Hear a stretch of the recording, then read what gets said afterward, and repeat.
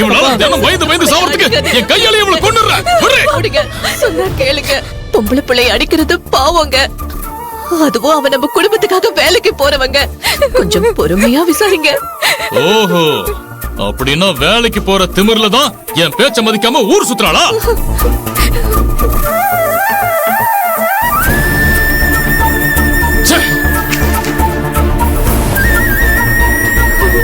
நான் டாக்டர் வீட்டுக்கு போய் விசாரிச்சா இவன் அங்க வரவே இல்லைன்னு சொல்றாங்க. அங்க இருக்கிறவங்க எல்லாம் என்ன கேவலமா பேசுறாங்க. பின்ன ராத்திரியில இருந்து பொண்ணை காணோன்னு ஒருத்த வீட்டுக்கு போய் நின்னா அவங்க பேசாம என்ன பண்ணுவாங்க? ஓடுகாலி பொண்ணை பெத்து வச்சிருக்கேன்னு நினைக்க மாட்டாங்க. என்ன பாவம் பண்ணணும் இவ்வளவு புள்ளைய பெத்ததுக்கு?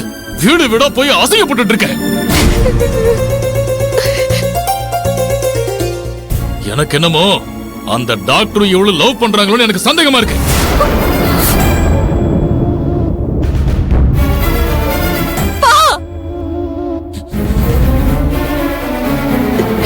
ஏங்க, நீங்களே நம்ம பொண்ணு சந்தேகப்படாதீங்க. அவ நீங்க நினைக்கிற மாதிரி இல்லங்க.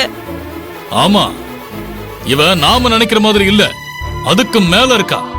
நான் கண்டிப்பா சொல்றேன், இவளுக்கும் டாக்டருக்கும் சம்பந்தம் இருக்கு. இல்லன்னா ராத்திரி நேரத்தில் நம்மளை பத்தி கவலைப்படாம கிளம்பி போவாளா? நிறுத்துங்கப்பா.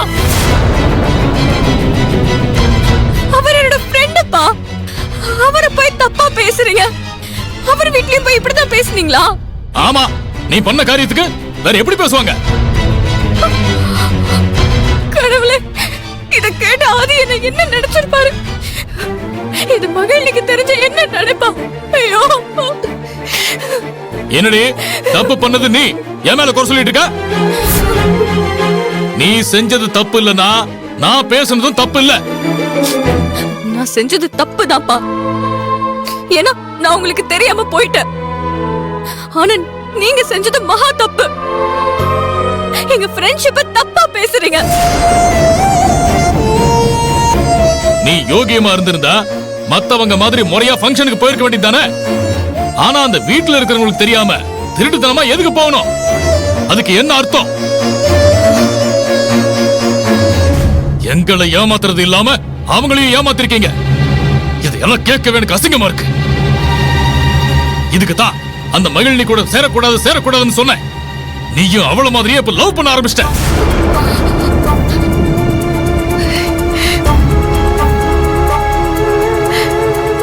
என்னடா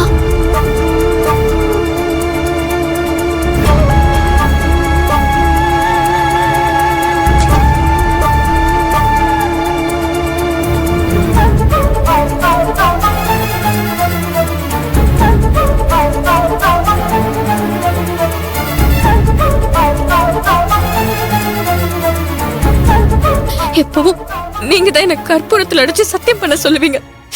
ஆனா இப்ப நானே சத்தியம் பண்றேன், நான் யாரையும் லவ் பண்ணல.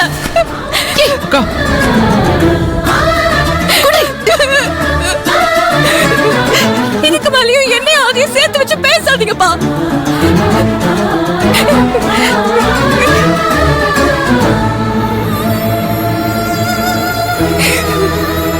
மைதிலி, இவ இந்த குடும்பத்துக்கு உழைச்சதெல்லாம் போதும்.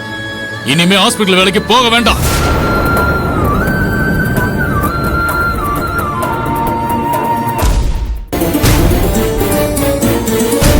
மாப்பிள்ளையையும் அவங்க அக்கா மாமாவையும் இன்னைக்கே வர சொல்றேன். ஒரு நல்ல நாளா பார்த்து இவளுக்கும் மாப்பிள்ளைக்கும் முறையா நிச்சயம் பண்ணிடலாம்.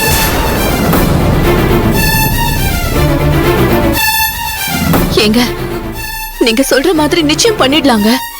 ஆனா கல்யாணம் முடியற வரைக்கும் மதிய ஹாஸ்பிடல் வேலைக்கு போகட்டுங்க. இல்லனா மாப்பிள்ள சந்தேகப்படுவாருங்க.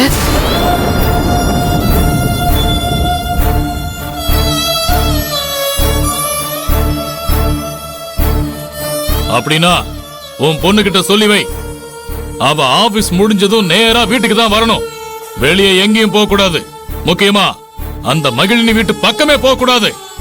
அதுக்கு நீ தான் பொறுப்பு. சரிங்க, நான் பாத்துக்கிறேன். கல்யாணம் முடிச்சு இவளை இந்த வீட்டை விட்டு அனுப்புனாதான் நமக்கு நிம்மதி.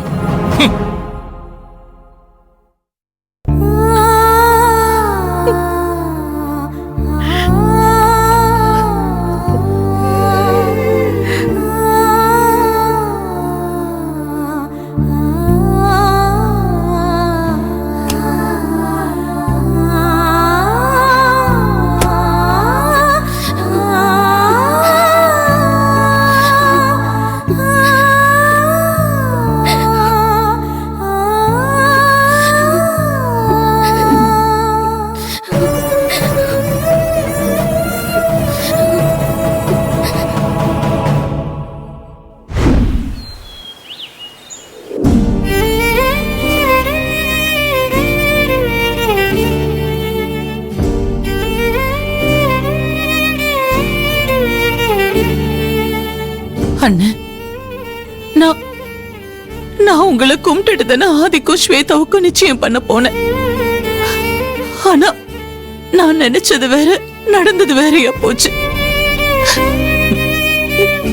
என்னால உனக்கு கொடுத்த வாக்கு காப்பாத்த முடியாம போயிடுச்சுன்னு என்ன பண்ணிச்சுக்கோ. ஐயோ கடவுளே, யாரு கண்ணு பட்டுச்சோ தெரியலையே. ஒரு பிரச்சனையால நிச்சயதார்த்தம் நடக்காம போயிடுச்சு. அதனால நான் ரொம்ப கலங்கி போயிட்டேன், ரொம்ப கலங்கிட்டேன். ஆனா ஒண்ணுன்னு, அப்ப கூட என் பையன் ஆதிதான் எனக்கு ரொம்ப ஆறுதலா நின்னான்.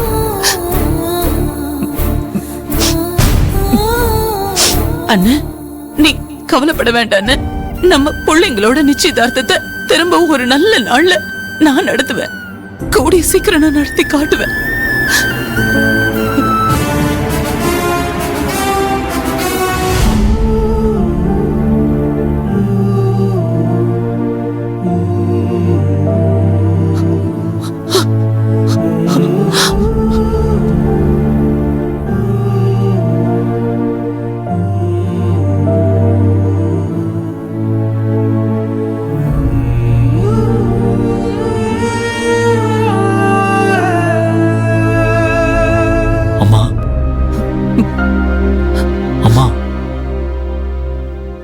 இப்படி தனியா உட்கார்ந்திருக்கீங்க?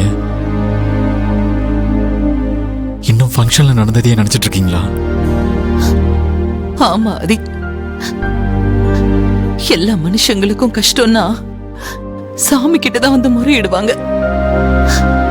ஆனா எனக்கு ஒரு பிரச்சனைனா இதோ என் அண்ணன் கிட்டதான் வந்து நான் முறையிடுவேன்.